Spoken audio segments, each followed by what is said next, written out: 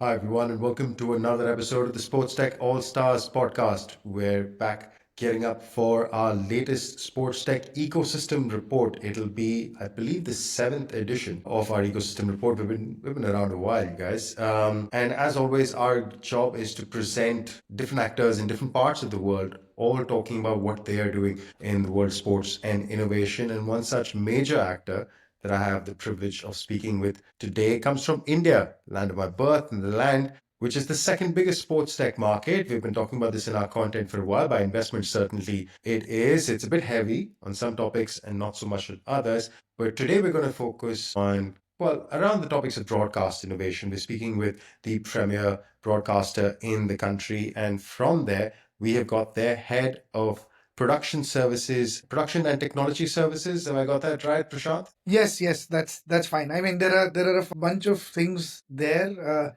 Interesting enough, I still get confused with my own title sometimes. But thank you so much for capturing it. Well, it's technology, studios, and innovations largely. That's what, and of course, production, which is the base of it all. Brilliant. Prashant Khanna from JioStar is the broadcaster. Thanks for taking the time to be with us, Prashant. As you said, your title is complicated, but I can imagine it comes with a complicated set of responsibilities. Essentially, you're in charge of getting the sports onto our screens. Is that fair? Did I do that all right? Yes, absolutely. I think Fantastic. that's the primary responsibility that we carry on our shoulders day in and day out. For somebody who doesn't know much about JioStar, it is born out of the merger between Disney Hotstar and Reliance Jio. It's the two mega giants, and Viacom 18, which is part of Reliance Jio, and two mega giants which have come together to create this huge streaming platform. And we're going to talk about all the cool work that they do, and more importantly, the work that Prashant does with StarLabs, which is their innovation arm.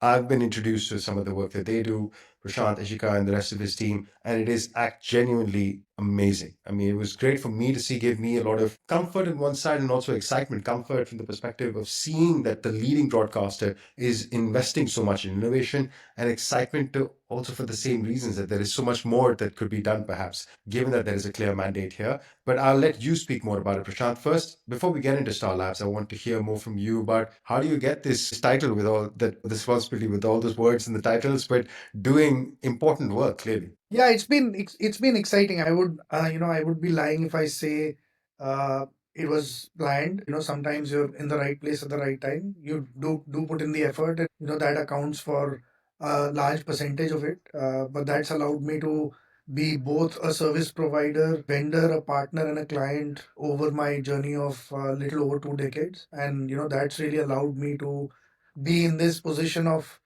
privilege, as I call it. It gives you the opportunity to shape, along with multiple stakeholders in the industry, the world of sport, and feel extremely excited and proud about it. We live in a glass bowl, so you know the result on your performance by the time a match or a game ends, and how well you've done, and that's what's been really exciting for me personally. Prashant, you said you've been in the right place at the right time. Better be lucky than good is a phrase that I prefer to. I certainly believe in it, but it also at the same time takes a lot of work to get lucky. That said, you have done a lot of work in a lot of different roles. You've been with the ICC, with the BCCI. We covered before the merger what was the Walt Disney, the Disney company in India, and now this new merged entity. So you've, as you mentioned, you've kind of acted in this ecosystem in a few different roles. Let's talk about your current role, right? So with Star Labs, what is the mandate here? What are you trying to achieve? Yeah, so I will as just be before we jump into StarLab, just to give you a sense of our existing relationships. You mentioned the BCCI and the ICC. We obviously work as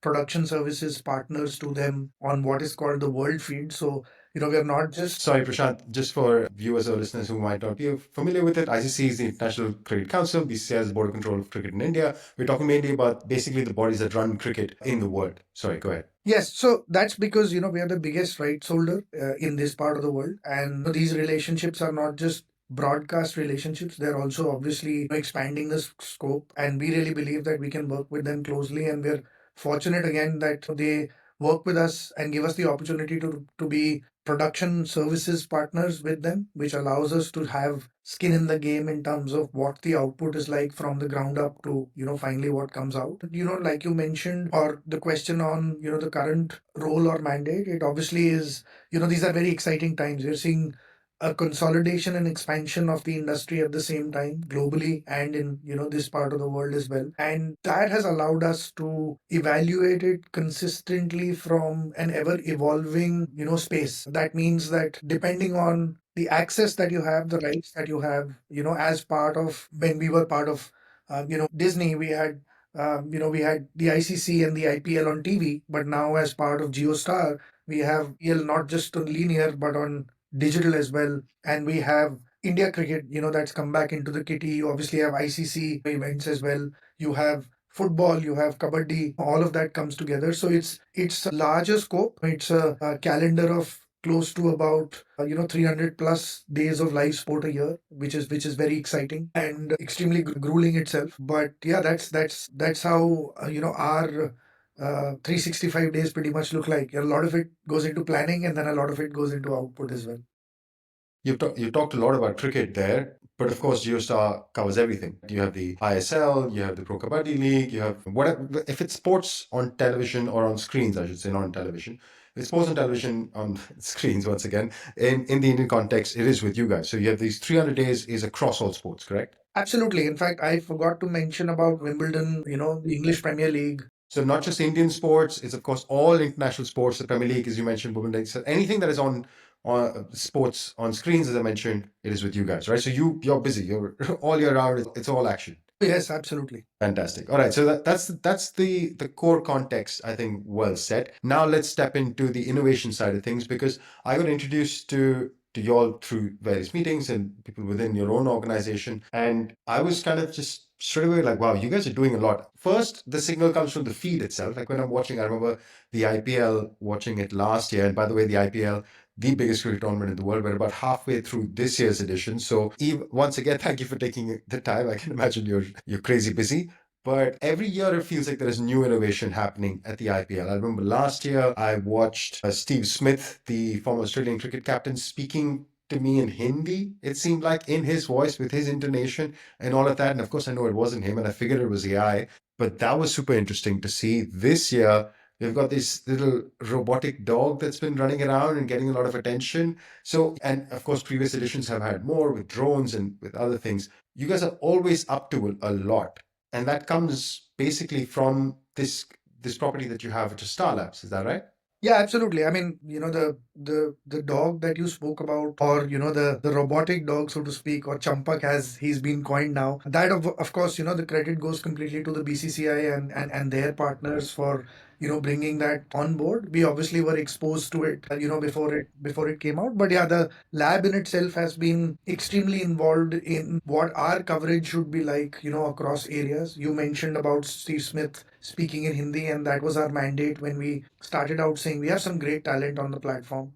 How do we make sure that they are able to reach out to an audience that possibly doesn't understand them or comprehend what they're saying? Why should we deprive a very, very tactical and amazing player like Steve Smith, when he's actually giving you some guidance around, a specific player or his style, only to a specific language where it has to be translated or subtitled in a certain way? We said, how do we make sure that Steve Smith can speak in multiple languages to his audience? And with that, came the germ or the idea of saying, how do we make sure that it is as close to him speaking in that language and still bringing it out? And thank you so much for, the noticing and the acknowledgement for it. In fact, we were just awarded the best service output by the Sports Technology Awards recently for the same innovation that we put out. So it's been. Is this the STA group out of London? That's correct. That's correct. Okay, Rebecca and them. Fantastic. Okay, yeah. That's right. So in fact, we were very, very excited. We thought that, we had some of the other stuff that we'd put together that would probably get a notice. But it's interesting that sometimes a novel idea and the thought process on how you can actually serve the fan first, even if it's a simpler, innovation, gets a lot more traction. And this the whole AI translation piece is a testament to that. All in the service of fans, right? All in the service of getting a better quality product out there. And this is just one example that we've covered. I'm sure there are many others. So walk me through the evolution of StarLabs. You mentioned that some topics like the collaboration on Champak. By the way, a note to the listeners is that, and I think this is also a brilliant strategy. So there's this robotic dog, which kind of looks like the Boston Dynamics dog. I don't know if it's actually them or you have a different service provider. But this four-legged creature, which has got a camera mounted on its top and its head, its nozzle, I'm not quite sure, but it's moving around the space. But it's animated like a dog, so it looks quite friendly. It's not. It's maybe a bit gimmicky, but it's also cute and unassuming and does a little, handshake and stuff like that. But this will come through StarLab. It's like that's the entry point. That's the gateway for any of this sort of innovation to come in, and how it you all will then pass it on to the relevant team. Whether it's this AI translation piece, there must be various other topics of engagement that you have. How do you collaborate with companies on these topics? Are you acting like a venture studio where you are developing these in house? Are you just bringing collaborators and connecting, passing them on to the relevant stakeholder internally? What is the MO here? Yeah, it's quite interesting. Star Labs was came into being about 5 to 6 years ago. When we started out on our journey of we realized we were producing, like I mentioned, 300 plus days of live sport, and it was becoming more and more critical that we were trying to reach out to a lot of partners to try and fulfill to our ambitions of serving the fan first. Hence, ensuring you're able to consistently bring in innovations that entertain and delight, and in that process also work with us on the scale that we operate at. We don't look at singular digit numbers in millions. We obviously operate with triple digit numbers most of the time. So a lot of the times we realized that when we were starting to pick up items off the shelf, they were becoming that much more difficult to implement, primarily because of the size and scale and the timelines, or sometimes the way the products were customized. And that's when we thought that it made sense to incubate the lab in a manner where we could work with smaller companies, boutique organizations, academia, startups that allow us to evaluate great solutions who we can actually integrate much earlier, so it becomes easy for them to be part of the scale that we want to deliver. And some of the examples, we've been around for 6 years, like I mentioned. We have now 20 plus innovations that have, from academia, from optical tracking or paper in visual dynamics, for instance, to elements that we've been able to bring out from computer vision and voice technologies to integrate teams, or sorry, integrate companies in a manner where we now have 3 patents that the lab has been able to deliver. These patents have worked with base technologies and technologies over and above that. And we have practically a year of, I don't know, from the last 6 years, if a year has gone by where we don't have more than at least 3 or 4 innovations coming out of the lab. Which is an incredible run rate if you think about it. I mean, that's a lot of work that you guys are doing, because it's three or four which are coming out. So imagine everything that's coming in, because there's a lot of screening that y'all are doing, finding the right projects. Of course, some projects will fail and they won't see the light of day, or they'll have to be shelved at various stages. So there's a lot of work going on. Just to set a little bit of context on the numbers, Prashant was talking about double-digit millions, and they are pretty significant. I think, for example, the Super Bowl, which is, let's say, the biggest single watched event, I believe, outside of the World Cup final, about 120, that's watched every year as part of annual sports, about 120 million. The IPL gets about a 620 million across the tournament.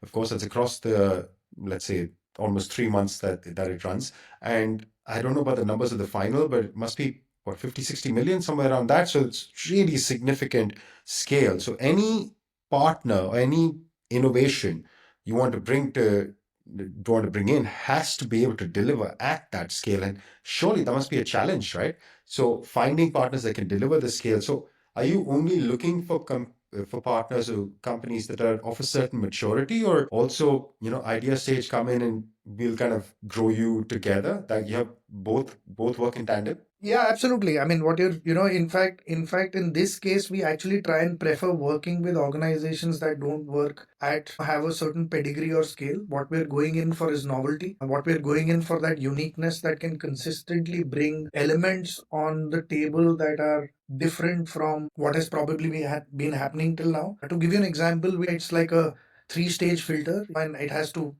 sorry, not a 3 stage filter, but a filter that had that 3 filters that we apply for any of this to make the cut. Typically we work with partners irrespective of, it could be a one person organization, or it could just be an idea to begin with, or something that's established at scale, working across sports or platforms. Is the ability to be able to, like we spoke of, is scale.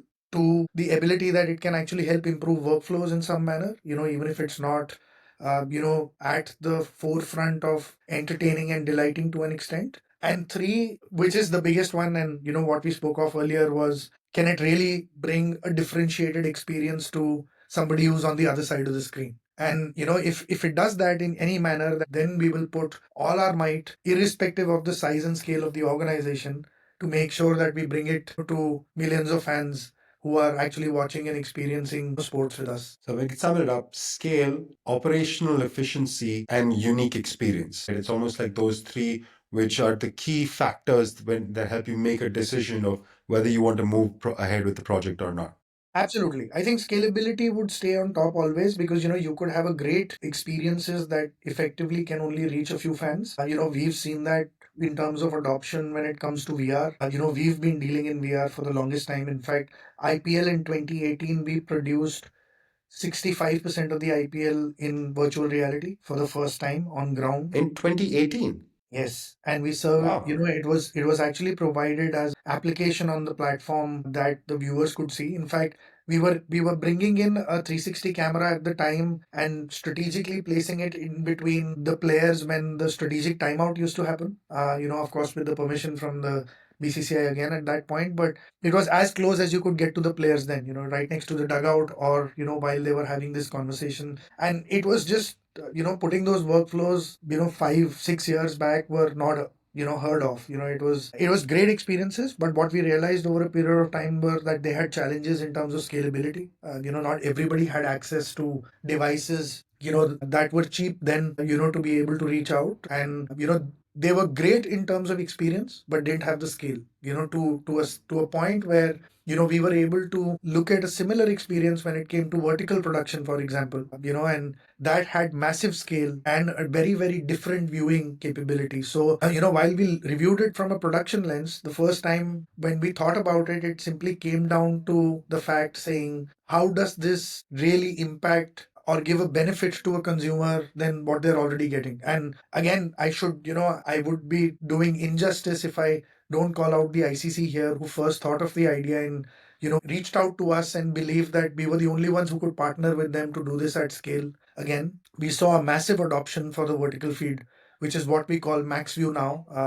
First powered on to the ICC events as we went along, and then we are actually doing it on the IPL this year, thanks to the integration and having both linear and digital rights. But what's really interesting there, and the reason for me to emphasize on that point, is that it actually had a 20 plus percentage adoption when we speak of those numbers in millions, right? So how big an impact that had in terms of a viewing experience as compared to a virtual reality or something else that are probably to a very small subset. I love that example, by the way. And both of them side by side, the VR context, which is what I was surprised by, that you were doing this as early as 2018, which I might have seen, I might not have, I don't remember. Because even today, VR doesn't have penetration. I don't have a headset, and I would consider myself significantly tech forward. I don't know if you have like a personal VR headset. I've tried them all, but I wouldn't spend $3,500 on an Apple Vision Pro. I'm not such an Apple fanboy, never have been. And the Oculus, it just doesn't feel up to scratch. And I've done VR experiences with the EuroLeague, with various others, but nothing has convinced me to go out there and buy a headset and actually use it actively. So I don't own one. So VR penetration is still not there. So you've done a use case, found it actually great, but the numbers don't matter. Versus the vertical production, which bang on again, ICC was one of the first organizations, if not the first, that had a dedicated production for like team, capabilities, shall we say, where specific cameras were installed, the entire distribution, the framing, everything was built for vertical production. And now you've got an entire ecosystem which is either resizing automatically or following that maybe slightly more cost heavy way of doing the production to tailor for vertical, or you just resize. But boom, you see the impact and you can see the adoption, and it makes total sense. Like the whole day we're sitting on a phone like this, not like this, so why not? So brilliant examples. You've already given a couple more on the AI automated, AI based dubbing, the multilingual approach, some of the other stuff that you guys have done. So obviously you're innovating a lot. I want to ask you about the challenges that you face, because I mean, it sounds like you've got a kind of a free leash. You have a strong filter. scale, efficiency, uniqueness, but at the same time you have to rein it in because maybe the organizations are not ready or the market fit is not there. What are the biggest challenges you face when it comes to innovation like this? How do you rein in how do you manage the balance between, hey, we want to really keep going for all the topics that we want to attack versus I'm not sure this is really hitting the mark. Yeah, it's really interesting. I would actually say we're in a fantastic place of, a position where we see it, like I said before, a privilege, and the fact that we see it as an opportunity and not really a challenge. And that's only because the organization has such a fantastic appetite for taking the risk and doing things at scale that the moment you have a moonshot, it is always taken for the capabilities that it can get to rather than poking holes first and saying why it will not work. And that for us has been the guiding principle, and hence the ability to be able to reinvent ourselves in every tournament, in every event, from one to the next, and trying to identify how do we consistently bring that value to the user. So because the organization is so consumer and fan focused, that every time you go in with a proposition that says it can help improve the experience even a tiny bit, that holds a lot of value for the internal stakeholders to say, go ahead and try it, and then we'll see where we'll end up. Sounds like a real culture of innovation. Like everybody's not afraid to fail in some ways. About the structure within the, let's say, the schedule. You mentioned at the start, 300 plus days, various sports. Some are, Indian sports or native to India. Others you're just broadcasting what's happening somewhere else in the world. How do you draw a balance between where do you innovate? For example, is it like some of the smaller tournaments, the smaller events are maybe a bit of a test ground, and the IPL is the main showpiece where only if it graduates and there's a successful test run somewhere, then we take it to the IPL, or actually the IPL is a place that we have to innovate. So let's just focus on that and get everything there. And the stuff that works there, only then we take it to elsewhere. How do you manage that approach? Yeah, it's an interesting mix. We also have the privilege of working with multiple domestic leagues. We do so much cricket outside of the international and tier one events, or, when it comes to kabaddi or football, that we have a lot of areas that we can, like you mentioned, have the opportunity to test and identify and fine tune and then make sure that you're bringing it to your premier events, at some point. But the biggest objective is that we believe that the innovation actually starts happening on the tier 2 and tier 3 first before it actually lands up on tier 1, and that's where it becomes that much more flexible and nimble to evaluate and identify whether this will scale up to the level that you really want it to. So for us, I would say sometimes, obviously, because of the how thick and fast the events are showing up on you, you also have to keep some innovations that start and finish with a tier 1 tournament. But majority of the times we want to make sure that we make it an uninterrupted experience or an innovation that is really seamless for us to definitely try on some of the other events before we land up on the main. Nice, got to have a balance of both. I want to talk about innovation, the culture of innovation, which is clearly within your organization, evidently so. But sports in India in general, I want to get your view on the general feeling around sports in India. I mentioned at the start, it's the second biggest market for investment in sports innovation or sports technology. That's largely driven by fantasy and Dream 11, which is the biggest name, and there have been MPL and various others. Either fitness, maybe a bit of esports and gaming, video production, media production seems to be this emerging topic, and then maybe others. How do you view the just growing ecosystem around sports in India and sports innovation specifically? Are there any topics that you're keeping a close eye on ahead of any others? Yeah, it's interesting you mentioned that. I think the best part about the world, or part of the world that we operate in, is that we have the capability to take generation leaps fairly quickly. We were the first that moved from a standard definition to from HD to 4K much faster than the adoption from the rest of the world, for example. We were first doing testing with 3D before anybody else actually saw it as a something that could move out of the lab into production in some form. We actually built virtual environments of our studios in the metaverse and actually did a live ICC World Cup game in the metaverse when people were still testing with models to show up and activate. We actually had people reach out and interact with our talent in the metaverse, in their 3D avatars, real time. And the reason the expression that you have is primarily because we've tested this and we've gone out while people are still trying to figure out if it really makes sense to get into these worlds and spaces. I think that's one fantastic DNA that is just within the organization and outside, where you can fairly quickly. A lot of it I would link to sports as well. We are what we can see around us now is that we're moving from what was probably a one sport country to a multi sport country fairly quickly. Sports is not in our DNA. It's not a lifestyle like you have in Europe or the US, for instance. But it's changing a lot fairly quickly. People are becoming more health conscious. You're seeing a lot more medal winners when it comes to the Olympics from other disciplines outside of main cricket, etc. And that's been quite interesting. I think we're seeing so much explosion of multi-sport in this country. That's amazing. You every nook and corner that you look at, whether it's pickleball or whether it's paddle or whether it is every small space that people can real estate that they can find their get their hands onto. That was the germination for gully cricket. For the longest time because of lack of spaces and why it made certain professional cricketers play a certain way. As we hear because that's how they grew up, and that's becoming really exciting for us. So we are very very bullish about the future. We strongly believe that we will remain at the forefront of innovation, development, and integrating sports more and more into our ecosystem as we go along. I think that's exactly the point that I wanted to hit, which is we've covered this on this podcast in previous episodes as well. It's that there is a cultural shift in the way sports is perceived in India. Earlier, it was just maybe a bit of escapism. You just watch the cricket, dad screaming at the TV, oh, six curing Mara, and all of that kind of stuff, which every Indian father has said throughout our lives, which of course they could never do. I don't know why they would always say that.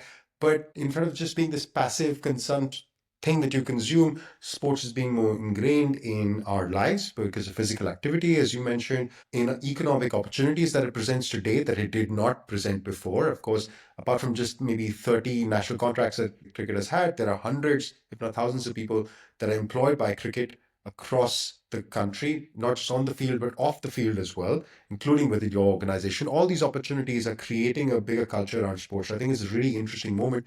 And the fact that we're leading with innovation, I mean, some of the stuff that I didn't know of, so I'm constantly learning about what you guys are doing. Like, clearly, I need to find a place to keep track. But it reminds me of the Australian Open in some ways, and Tennis Australia. They're one of the organizations that I always flag as they're always doing something. Every edition of the Australian Open, I look at and it's like, of course, there's the tennis, but what have they got this year? Like, what innovation have they got this year? And they actually had some really interesting ones, game-changing ones at this year's edition. So I think there is an opportunity for you guys. Y'all are doing it, but to present it to the world, and maybe we can play our own small part in creating this communication about, hey, these are some real innovation leaders who can set the agenda for global sports, which I want to segue into is another thing that you facilitate, which I will be with you in person in about a week's time for. There's an event that you have along with Sports Video Group. You want to tell us a little bit about that? Yes, and we are so happy to have you and host you while you're here. This is of course the SVG India chapter. This is the second year that we're hosting it. It took me 5 years under the ages of STARLAB to convince SVG to come to this part of the world, but they've taken notice. We have there are people that I used to admire as a fan have now become colleagues and friends, and they're going to show up on the event. We have the intention for us was to try and exactly do what we're doing here, which is create dialogue, bring in knowledge from across the globe that people can come together and share on a specific day, where it is not trade secrets, but it's learnings that we can consistently discuss over a period of time as we go along, make connections, build relationships. And what I've realized with my little over 2 decades of experience is that we are all solving the same problem in different parts of the world when it comes to our businesses. What's interesting is that we seldom cross paths to discuss it and say what our learnings are on those. And we've been fortunate enough again for the SVG to believe that India is a really really important market for them. So this is where we can bring in talent from around the globe. So we will have the chairman of SVG US, which is Michael Davies, who's the senior vice president for Fox Sports. So we have Alessandro Rotano, who's coming in as chairman for Europe SVG. He's been with Sky Deutschland for many years and as a catalyst of innovation. You see a lot of innovation on the Bundesliga and and your part of the world, in Germany, for example. And of course, people like you, we have some interesting investing partners that are showing up onto the platform. And the idea is that we spend an entire day talking everything that's sport, whether it's the business of sport, whether it's the production of sport, whether it is the design of sport, and get some very like-minded people and share ideas. So We are really looking forward to it. We've always, the first year was largely an experiment. We've already started getting inquiries. In fact, we had to close down our registration as of last night because we cannot accommodate more, people than this. And we were really keen that we wanted to host it in our studios, not in a hotel facility or a banquet, for example, because we wanted it to be a space where innovation and sport originates from. Again, we're blessed with a facility that can accommodate close to about 150 colleagues and compatriots in one space, and that's what we are hoping to do on the 5th of May from 9 in the morning till 6 in the evening. Brilliant. Absolutely well said. And I'm really looking forward to it. This idea of collaboration is so important. The sharing, as you mentioned, everybody's trying to solve the same problem. Maybe they've got a different angle on it. Maybe there's a learning from that market that you can bring into yours. This collaboration, this cross-pollination is so important. And to be part of the platform, and in your case, actually create the platform to do this is something, it's essentially what we do with Sports Tech X.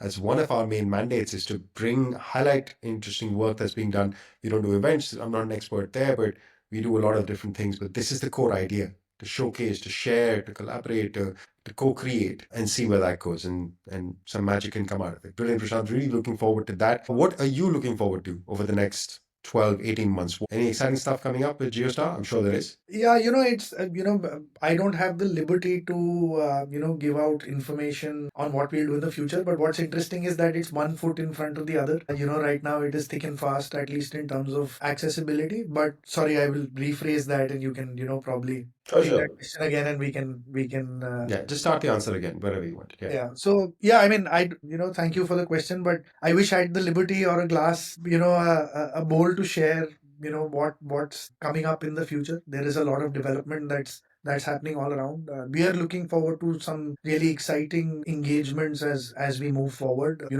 Some of it you're aware of, some of it will be available as and when it gets out. But what's really interesting is that this world is evolving consistently, sometimes on a weekly basis, if not faster. And we believe we are in that mix. I think we believe that we are also impacting some of that as we go along. So looking forward to the coming year with a lot of hope and excitement. And possibly when we meet next year, we will have some really good stuff to share. Keeping its cards close to the chest, Prashant, playing it easy on this one, but we will certainly be keeping an eye out. And of course, I look forward to, as I mentioned, catching up in person. And maybe for our listeners, there might be some interesting collaborations that you might hear of coming up soon between the two organizations that are present here today. But we'll save that for another time. Once again, Prashant, thanks so much for taking the time to record this episode, to speak to our audience. Look forward to catching up in person. Before I let you go, I have one last question. It's one I like to always end on. What has been your favorite sporting moment? Well, it's an interesting one. I have been lucky enough to be present in watching India lift the World Cup in person twice out of the three times. In person, you were in the stadium. Yes, and the two times I was in the stadium, the first time was actually as a fan, where I stood in line for the 2011 World Cup in Wankhede, and then I was lucky enough in 2024 to partner as a production services partner with the ICC, representing what was Disney Star at that point and in producing the World Cup. So I was, as they say, dreams do come true. That 13, 14 year journey led me from watching it in the tier three last row to moving into front and center as and when it was actually put together, and just be very close to the players when they lifted the trophy. From the bleachers to the box, as they would say. Prashant, that is quite a journey. I think that should be the tagline to your autobiography at some point. But brilliant. I've had that moment. Whenever an Indian has come on this pod, and we had a few, luckily enough, that moment has come up a few times. The 2011 World Cup. I've even been fortunate enough to have Gary Kirsten, who was the coach of the Indian cricket team at the time. I've hosted him on this pod, so I've heard his perspective on it. But I've never heard of it from somebody who was in the stands, like as a fan, to experience that. I cannot imagine what that must have been like. It was such an incredible moment for Indian cricket. So yeah, pleasure. I mean, just happy for you that you got to be there, and you got to be there again last year as well. Prashant, it has been my pleasure to have you on our show. Thanks for taking the time, and we'll speak soon. Yes, thank you so much. And while you go away, as you mentioned it, I think I have that picture framed and the Is it right? Oh, there you go, right behind you. yeah, exactly. So, that serves as memory to make sure that, if you put your feet on the ground and do what you're supposed to do. It serves you really well. So thank you so much for having me, and I really look forward to seeing you again soon. Forward to it. On a Sunday we rule. Is that what it says? And is that Sachin or Dhoni with the flag? Is that Yeah, Sachin? that's Sachin, because I think that was his last World Cup. So it was, that was when they carried him. Yeah, yeah. The picture's not so clear from the screen, but yeah, famous moment. Incredible. Thanks, Prashant, for reviving those memories. For me, thanks for taking the time. All Thank right, you so guys, that's a wrap for another episode of the Sports Tech All Stars podcast. By the time you hear this episode, our ecosystem report is probably out, or it's going to be coming out soon. Casey will let you know. But either which way, go check out our website to download our latest report, and of course, sign up for the Sports Tech Bootcamp if you want to know more about what's happening in the world of innovation in different parts of the world. What are the latest trends? How much money is going in, and how much money is going where and from whom? All of that information we now distilled into a 6-week program, which you will share with a bunch of participants and me. So, Sports Tech Bootcamp, latest report, and lots of other stuff coming your way. Stay tuned. See you guys next week. Cheers.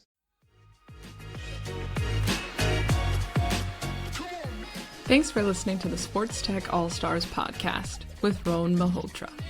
If you like our show, let us know and leave a review. And if you want to know more about us, check out sportstechx.com, where you can find our latest industry reports and updates. For a deeper dive into all things sports tech, check out our comprehensive database, Sports Tech DB, at sportstechdb.com. Don't forget to follow us on social media. You can find us at SportsTechX on Instagram, Twitter, LinkedIn, and Facebook. Join us next time for another insightful conversation with a leader in sports tech.